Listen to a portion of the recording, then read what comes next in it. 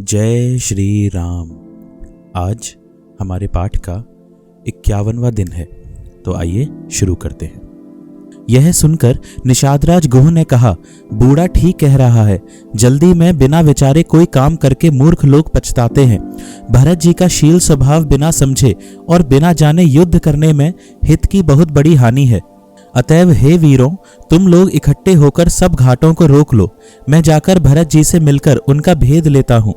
उनका भाव मित्र का है या शत्रु का या उदासीन का, यह जानकर तब आकर वैसा उसी के अनुसार प्रबंध करूंगा। उनके सुंदर स्वभाव से मैं उनके स्नेह को पहचान लूंगा।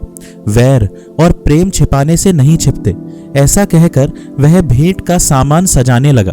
उसने कंद, मूल, फल, पक्षी और हिरन मंगवाए। कहार लोग पुरानी और मोटी पहना नामक मछलियों के भार भर भर कर लाए। भेंट का सामान सजाकर मिलने के लिए चले तो मंगलदायक शुभ शकुन मिले। निषादराज ने मुनिराज वशिष्ठ जी को देखकर अपना नाम बतलाकर दूर ही से दंडवत प्रणाम किया। मुनीश्वर वशिष्ठ जी ने उसको राम का प्यारा जानकर आशीर्वाद दिया और भरत जी को समझाकर कहा कि यह श्री राम जी का मित्र है। यह श्री राम का मित्र है। इतना सुनते ही भरत जी ने रथ त्याग दिया। वे रथ से उतरकर प्रेम में उमंगते हुए चले। निषादराज गुह ने अपना गांव, जाति और नाम सुनाकर पृथ्वी पर माथा टेक कर जोहार की। दंडवत करते देखकर भरत जी ने उठाकर उसको छाती से लगा लिया।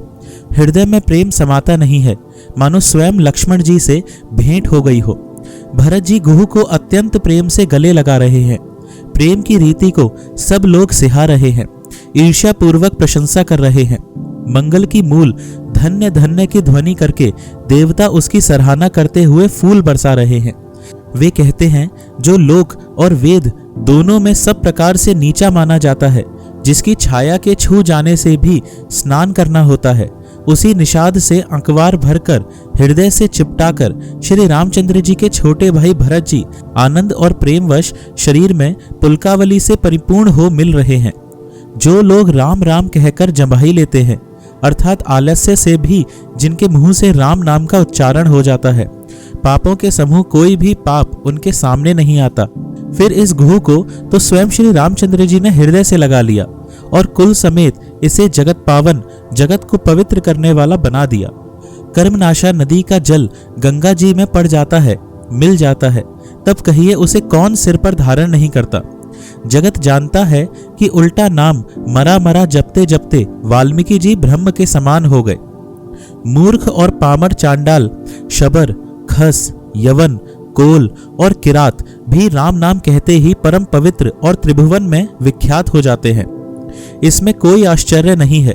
युग युक्तांतर से यही रीति चली आ रही है। श्री रघुनाथ जी ने किसको बड़ाई नहीं दी।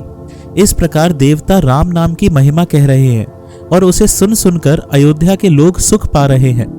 राम सखा निषादराज से प्रेम के साथ मिलकर भरत जी ने कुशल, मंगल और क्षेम पूछी। भरत जी का शील और प्रेम देखकर निषाद उस समय विधेय हो गया। प्रेम मुग्ध होकर देह की सुध भूल गया। उसके मन में संकोच, प्रेम और आनंद इतना बढ़ गया कि वह खड़ा खड़ा टकटकी लगाए भरत जी को देखता रहा। फिर धीरज धरकर भरत जी के चरणों की वंदना करके प्रेम के साथ हाथ जोड़कर विनती करने लगा। हे प्रभु, कुशल के मूल आपके चरण कमलों के दर्शन कर मैंने तीनों कालों में अपना कुशल जान लिया। अब आपके परम अनुग्रह से करोड़ों कुलों, पीढ़ियों सहित मेरा मंगल कल्याण हो गया। मेरी करतूत और कुल को समझकर और प्रभु श्री रामचंद्र जी की महिमा को मन में देख विचार कर, अर्थात कहाँ तो मैं नीच जाति और नीच कर्म करने वाला जीव और कहाँ अनंत कोटि ब्रह्मांडों के स्वामी भगवान श्री रामचंद्र जी, पर उन्होंने मुझ जैसे नीच को भी अपनी अहेतु की कृपावश अपना लिया। यह समझकर जो रघुवीर श्री राम जी के चरणों का भजन नहीं करता, वह जगत में विधाता के द्वारा ठगा गया है। मैं कपटी, कायर, कुबुद्धि और कुजाति हूँ और लोक वेद दोनों से सब प्रकार से बाहर हूँ, पर जब से श्री रामचंद्र जी ने मुझे अपनाया है, तभी से मैं विश्व का भूषण हो गया। निषादराज की प्रीति को देखकर और सुंदर विनय सुनकर फिर भरत जी के छोटे भाई शत्रुघ्न जी उससे मिले। फिर निषाद ने अपना नाम ले लेकर सुंदर, नम्र और मधुर वाणी से सब रानियों को आदर पूर्वक जोहार की। रानियां उसे लक्ष्मण जी के समान समझकर आशीर्वाद देती हैं कि तुम 100 लाख वर्षों तक सुखपूर्वक जियो। नगर के स्त्री पुरुष निषाद को देखकर ऐसे सुखी हुए मानो लक्ष्मण जी को देख रहे हों। सब कहते हैं कि जीवन का लाभ तो इसी ने पाया है जिसे कल्याण स्वरूप श्री रामचंद्र जी ने भुजाओं में बांधकर गले लगाया है। निषाद अपने भाग्य की बड़ाई सुनकर मन में परम आनंदित हो सबको अपने साथ लिवा ले चला। उसने अपने सब सेवकों को इशारे से कह दिया वे स्वामी का रुख पाकर चले और उन्होंने घरों में, वृक्षों के नीचे, तालाबों पर तथा बगीचों और जंगलों में ठहरने के लिए स्थान बना दिए। भरत जी ने जब श्रृंगवेरपुर को देखा तब उनके सब अंग प्रेम के कारण शिथिल हो गए। वे निषाद को लाग दिए अर्थात उसके कंधे पर हाथ रखे चलते हुए ऐसे शोभा दे रहे हैं मानो विनय और प्रेम शरीर धारण किए हुए हों। इस प्रकार भरत जी ने सब सेना को साथ में लिए हुए जगत को पवित्र करने वाली गंगा जी के दर्शन किए। श्री राम घाट को, जहाँ श्री राम जी ने स्नान संध्या की थी, प्रणाम किया। उनका मन इतना आनंद मग्न हो गया मानो उन्हें स्वयं श्री राम जी मिल गए हों। नगर के नर नारी प्रणाम कर रहे हैं और गंगा जी के ब्रह्म रूप जल को देख देख कर आनंदित हो रहे हैं। गंगा जी में स्नान कर हाथ जोड़कर सब यही वर मांगते हैं कि श्री रामचंद्र जी के चरणों में हमारा प्रेम कम ना हो अर्थात बहुत अधिक हो। भरत जी ने कहा, हे गंगे, आपकी रज सबको सुख देने वाली तथा सेवक के लिए तो कामधेनु ही है। मैं हाथ जोड़कर यही वरदान मांगता हूँ कि श्री सीताराम जी के चरणों में मेरा स्वाभाविक प्रेम हो। इस प्रकार भरत जी स्नान कर और गुरु जी की आज्ञा पाकर तथा यह जानकर कि सब माताएं स्नान कर चुकी हैं, डेरा उठा ले चले। लोगों ने जहां तहां डेरा डाल दिया। भरत जी ने सभी का पता लगाया कि सब लोग आकर आराम से टिक गए हैं या नहीं। फिर देव पूजन करके आज्ञा पाकर दोनों भाई श्री रामचंद्र जी की माता कौशल्या जी के पास गए। चरण दबाकर और कोमल वचन कह कहकर भरत जी ने सब माताओं का सत्कार किया। फिर भाई शत्रुघ्न को माताओं की सेवा सौंपकर आपने निषाद को बुला लिया। सखा निषाद राज के हाथ से हाथ मिलाए हुए भरत जी चले। प्रेम कुछ थोड़ा नहीं है अर्थात बहुत अधिक प्रेम है जिससे उनका शरीर शिथिल हो रहा है। भरत जी सखा से पूछते हैं कि मुझे वह स्थान दिखलाओ और नेत्र और मन की जलन कुछ ठंडी करो जहां सीता जी, श्री राम जी और लक्ष्मण रात को सोए थे। ऐसा कहते ही उनके नेत्रों के कोयों में प्रेमाश्रुओं का जल भर आया। भरत जी के वचन सुनकर निषाद को बड़ा विषाद हुआ। वह तुरंत ही उन्हें वहां ले गया जहां पवित्र अशोक के वृक्ष के नीचे श्री राम जी ने विश्राम किया था। भरत जी ने वहां अत्यंत प्रेम से आदर पूर्वक दंडवत प्रणाम किया। कुशों की सुंदर साथरी देखकर उसकी प्रदक्षिणा करके प्रणाम किया। श्री रामचंद्र जी के चरण चिन्हों की रज आंखों में लगाई। उस समय के प्रेम की अधिकता कहते नहीं बनती। भरत जी ने 2-4 स्वर्ण बिंदु, सोने के कण या तारे आदि जो सीता जी के गहने कपड़ों से गिर पड़े थे देखे तो उनको सीता जी के समान समझकर सिर पर रख लिया। उनके नेत्र प्रेमाश्रु के जल से भरे हैं और हृदय में ग्लानि भरी है। वे सखा से सुंदर वाणी में ये वचन बोले, ये स्वर्ण के कर्ण या तारे भी सीता जी के विरह से ऐसे श्रीहित, शोभाहीन एवं कांतिहीन हो रहे हैं जैसे राम वियोग में अयोध्या के नर नारी विलीन शोक के कारण क्षीण हो रहे हैं। जिन सीता जी के पिता राजा जनक हैं, इस जगत में भोग और योग दोनों ही जिनकी मुट्ठी में हैं, उन जनक जी को मैं किसकी उपमा दूं?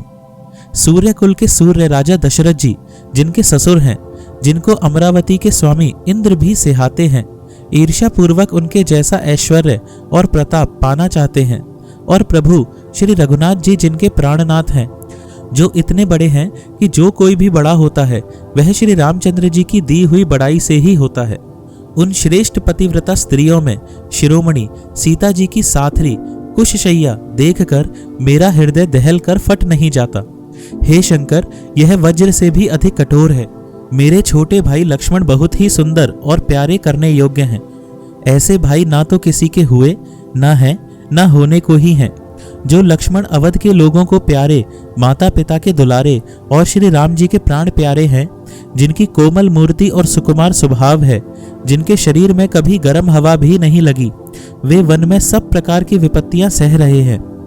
हाय, यह मेरी छाती ने कठोरता में करोड़ों वज्रों का भी निरादर कर दिया।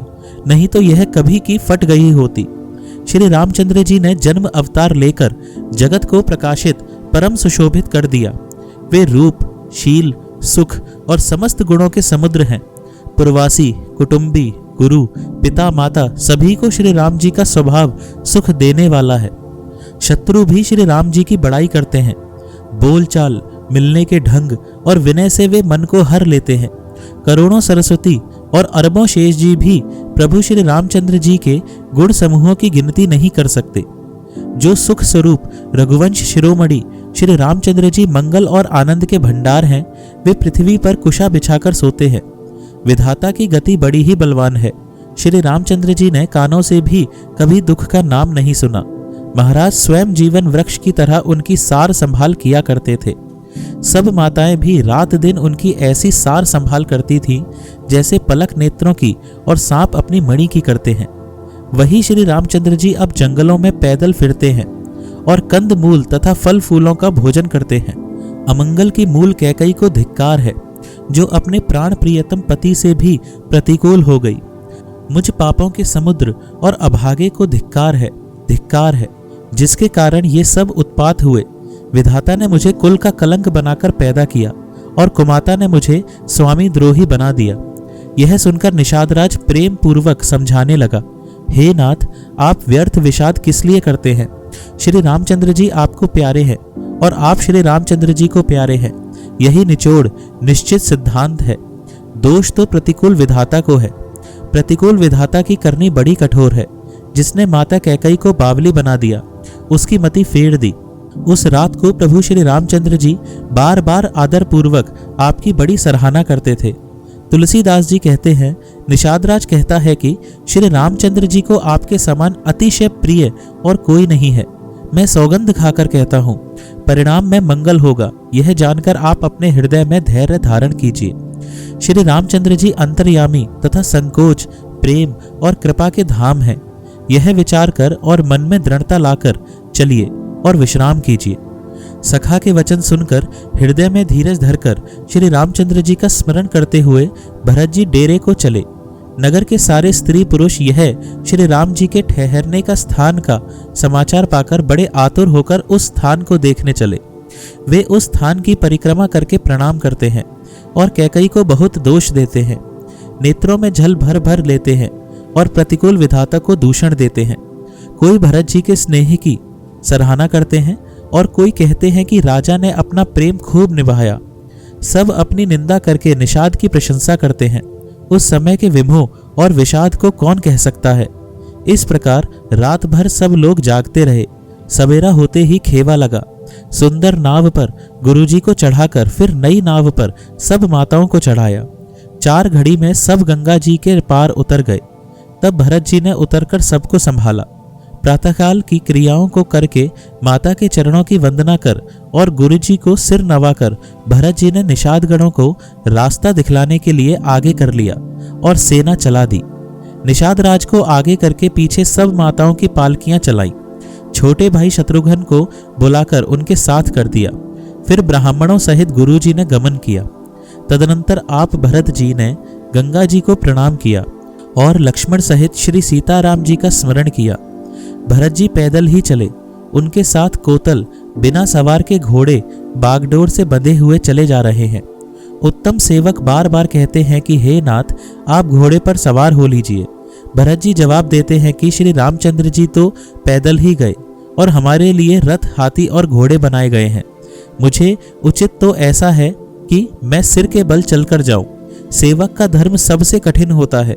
भरत जी की दशा देखकर और कोमल वाणी सुनकर सब सेवक गण ग्लानि के मारे गले जा रहे हैं।